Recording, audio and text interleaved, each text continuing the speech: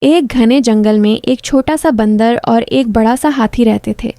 بظاہر دونوں کی قد و قامت اور طاقت میں زمین آسمان کا فرق تھا، لیکن ان کے دل ایک دوسرے کے لیے محبت اور خلوص سے بھرے ہوئے تھے۔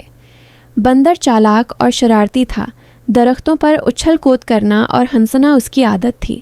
دوسری طرف ہاتھی سنجیدہ، نرم دل اور طاقتور تھا۔ ایک دن بندر نے ہاتھی سے کہا، دوست، تم اتنے بڑے اور طاقتور ہو، تمہیں میری دوستی کی کیا ضرورت ہے؟ ہاتھی مسکرا کر بولا، دوستی میں چھوٹا یا بڑا نہیں دیکھا جاتا، دل کی سچائی اور ساتھ دینے کا جذبہ دیکھا جاتا ہے۔ اس دن کے بعد ان کی دوستی اور بھی گہری ہو گئی۔ بندر ہاتھی کے کندھے پر بیٹھ کر جنگل کی سیر کرتا اور ہاتھی خوشی خوشی اسے اپنے ساتھ لے جاتا۔ بندر اسے درختوں پر اگنے والے میٹھے پھل لا کر کھلاتا اور ہاتھی اپنی سونڈ سے تازہ پانی لا کر بندر کو پلاتا۔ ایک روز جنگل میں قحط پڑ گیا، درختوں پر پھل ختم ہو گئے اور ندی نالے خشک ہو گئے۔ چھوٹے جانور پریشان ہو گئے۔ بندر بھوکا بیٹھا رو رہا تھا تو ہاتھی نے اسے تسلی دی، غم نہ کر، ہم مل کر کوئی حل نکالیں گے۔ ہاتھی نے اپنی طاقت سے زمین کھودنی شروع کی۔ کئی گھنٹوں کی محنت کے بعد زمین سے پانی نکل آیا۔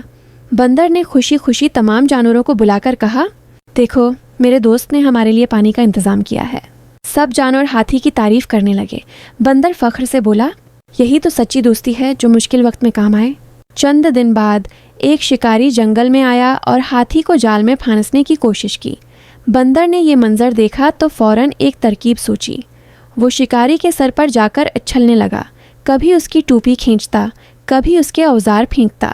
شکاری گھبرا گیا اور ہاتھی پر دھیان نہ دے سکا۔ اس دوران ہاتھی نے اپنی طاقت سے جال توڑ دیا اور آزاد ہو گیا۔ ہاتھی نے بندر کو اپنے لمبے کانوں سے سہلاتے ہوئے کہا، آج تم نے میری جان بچائی ہے۔ بندر ہنس کر بولا، دوستی کا یہی تو مطلب ہے، ایک دوسرے کے دکھ اور مشکل میں ساتھ دینا۔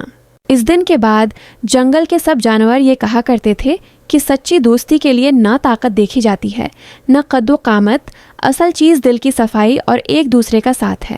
اور بندر اور ہاتھی کی دوستی ہمیشہ کے لیے دوسروں کے لیے مثال بن گئی۔